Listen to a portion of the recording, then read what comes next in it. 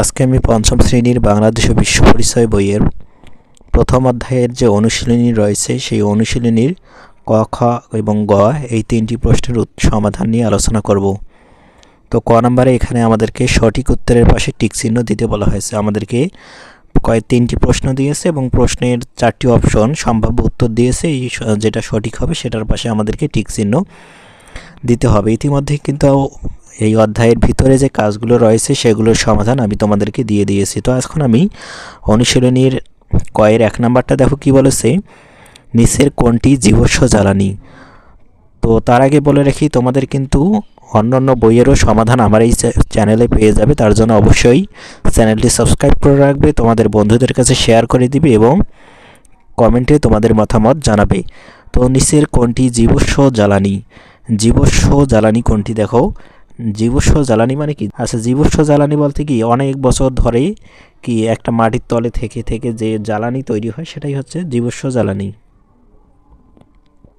তো এখানে আমরা যেটা দিতে পারি সেটা হচ্ছে কি প্রাকৃতিক গ্যাস। জীবাশ্ম জ্বালানি হিসেবে আমরা প্রাকৃতিক গ্যাসকে দিব। প্রাকৃতিক গ্যাস হচ্ছে জীবাশ্ম জ্বালানি।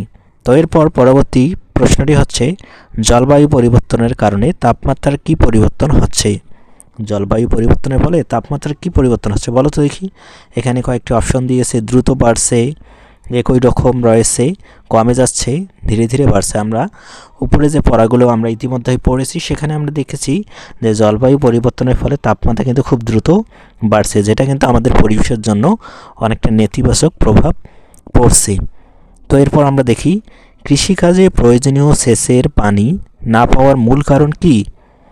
সমুদ্রপৃষ্ঠের উচ্চতা বেড়ে যাওয়া, পৃথিবীর তাপমাত্রা বৃদ্ধি পাওয়া, ভূগর্ভস্থ পানির স্থান নিচে নেমে যাওয়া, নাকি দুই মরুর বরফ গলে যাওয়া। তো আমরা সবাই জানি এই জলবায়ু পরিবর্তনের ফলে কিন্তু ভূগর্ভস্থ পানিগুলো নিচে নেমে যাচ্ছে, যার কারণে কি আমরা যে ভূগর্ভস্থ আমরা কৃষি জমিতে প্রয়োজনীয় পানি পাই না। তো এটার উত্তর কী হবে বলো তো? ভূগর্ভস্থ পানির স্তর নিচে নেমে যাওয়া। তো আশা করি তোমরা ক নম্বরের উত্তর খুব সুন্দরভাবে বুঝতে পেরেছো কিনা সেটা আমাকে কমেন্ট করে জানিয়ে দাও। তোমাদের কমেন্ট কিন্তু আমার জন্য অনেক মূল্যবান। তো এরপর আমরা খ নম্বর প্রশ্নের উত্তর নিয়ে আলোচনা করব। তো এখানে যদি আমরা শূন্যস্থানগুলো পূরণ করি তাহলে আমরা প্রথমেই দেখব প্লাস্টিকের ব্যবহার। দেখো তো কী দূষিত করে প্লাস্টিকের ব্যবহারটা কী দূষিত করে? মাটি দূষিত করে না? মাটি দূষণ মানেই তো পরিবেশ দূষণ। তাহলে প্লাস্টিকের ব্যবহার আমরা দেব মাটি দূষিত করে বা পরিবেশ দূষিত করে, দুটোই কিন্তু হবে। এরপর জীবাশ্ম জ্বালানির অধিক মাত্রায় ব্যবহারে বায়ুতে অক্সিজেন না কার্বন ডাইঅক্সাইড বেড়ে যায়। এখানে কি হবে? Carbon dioxide. জীবাশ্ম জ্বালানি অধিক মাত্রায় ব্যবহারে বায়ুতে কি বেড়ে যায়? কার্বন ডাইঅক্সাইড বেড়ে যায়। 3 নম্বর, জলবায়ু পরিবর্তন রোধে ড্যাশ প্রয়োজন। জলবায়ু পরিবর্তন রোধে কি প্রয়োজন বলো তো? এক কথায় আমরা কি বলতে পারি? সচেতনতা প্রয়োজন। সচেতনতা প্রয়োজন। এখানে আমরা দেব জলবায়ু পরিবর্তন রোধে সচেতনতা প্রয়োজন। তো আমাদের অবশ্যই জলবায়ু পরিবর্তন রোধে কিন্তু জলবায়ু পরিবর্তন হয় যে কারণে সেগুলো যাতে না করি এর জন্য আমাদেরকে সচেতন থাকতে হবে। কংক্রিটের ব্লকের ব্যবহার পরিবেশের ক্ষতি কমায়, আমরা দিতে পারি পরিবেশের ক্ষতি কমায়। তো এভাবেই কিন্তু আমরা যে 4টি শূন্যস্থান রয়েছে এই 4টি শূন্যস্থান পূরণ করতে পারি। তো এখানে যে প্রশ্নগুলো দিয়েছে এগুলো কিন্তু হুবহু তোমাদের বইয়ে পাবে না। এগুলো তোমাদেরকে উপরের যে আমরা এতগুলো কাজগুলো করলাম সেই কাজগুলো অনুযায়ী আমাদেরকে এই উত্তরগুলো তৈরি করতে হবে। হুবহু তোমরা কোথাও পাবে না যে প্লাস্টিকের ব্যবহার পরিবেশ বা মাটি দূষিত করে। তো এটা আমাদেরকে যে আমরা যে কাজগুলো করলাম সেগুলোর আলোকেই আমাদেরকে এটা অ্যান্সার করতে হবে। আমাদেরকে একটু সৃজনশীল হতে হবে, না হলে কিন্তু এগুলোর উত্তর আমরা করতে পারবো না। তো আমরা এখন গ নম্বর প্রশ্নটির উত্তর বা সমাধান নিয়ে আলোচনা করব। সত্য হলে তার পাশে স এবং মিথ্যা হলে তার পাশে মি লিখব।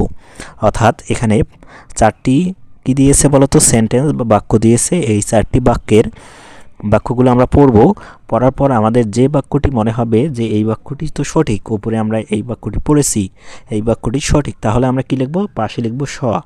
আর যদি মনে হয় না এটা একটা ভুল বাক্য, এটা তো আমাদের পরিবেশের ক্ষতিকর কিন্তু এখানে দিয়েছে ভালো, তাহলে আমরা কি লিখব? মি লিখব। মিতে মিথ্যা। তো 1 নম্বর আমরা দেখি সত্য না মিথ্যা। জলবায়ু পরিবর্তন হলে দুর্যোগের আশঙ্কা কমে যায়। তো জলবায়ু পরিবর্তন হলে আসলেই কি দুর্যোগের আশঙ্কা কমে যায়? মানে দুর্যোগটা কি কমে যাবে? না।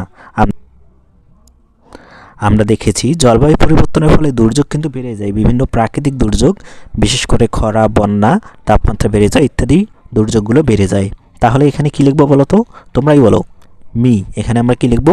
1 নম্বরের সব বাক্যটির পাশে আমরা কি লিখবো? মি, কারণ এটা মিথ্যা। তো এরপর 2 নম্বর, অধিক বন উজাড়ের কারণে পৃথিবীর তাপমাত্রা কমে যাচ্ছে। তো অধিক বন উজাড়ের ফলে পৃথিবীর তাপমাত্রা কি কমে যাচ্ছে না বেড়ে যাচ্ছে? কোনটা আমরা পড়েছি বলো তো? আমরা পড়েছি যে তাপমাত্রা দিন দিন বেড়ে যাচ্ছে। তো এটার উত্তর কী হবে বলো তো? অধিক বন উজাড়ের কারণে পৃথিবীর তাপমাত্রা বেড়ে যাচ্ছে। তো এটাও আমরা কি দেখছি? মিথ্যা। এটা আমরা কি লিখব? মি। তো এরপর 3 নম্বর, তাপমাত্রা বৃদ্ধির ফলে জলবায়ুর পরিবর্তন ঘটে। তো এটা আমরা স লিখব। এটা আমরা কি লিখব? স লিখব। ডিজেল এক ধরনের জীবাশ্ম জ্বালানি। তো এটা সত্য না মিথ্যা বলো তো? অবশ্যই ডিজেল এক ধরনের জীবাশ্ম জ্বালানি। এই ডিজেল, প্রাকৃতিক গ্যাস, জীবাশ্ম জ্বালানি যেগুলো রয়েছে এগুলো কিন্তু বহু বছর ধরে মানুষের হাড়, বিভিন্ন পশু পাখির হাড়, মাংস মাটির নিচে তলে থাকতে থাকতে এটা কিন্তু খনিজে বা জ্বালানিতে রূপান্তরিত হয় পরবর্তীতে। তো এটাই মূলত আজকের তোমাদের ক্লাস। পরবর্তীতে আমি সংক্ষিপ্ত প্রশ্ন এবং বর্ণনামূলক প্রশ্ন এগুলো নিয়ে আলোচনা করব। তোমরা এই চ্যানেলে খুব শীঘ্রই ক্লাসটি পেয়ে যাবে। তার জন্য অবশ্যই চ্যানেলটি সাবস্ক্রাইব করে রাখো। পরবর্তীতে কোন সাবজেক্টের কোন অধ্যায়ের ক্লাস চাও কমেন্ট করে জানিয়ে দাও। ধন্যবাদ।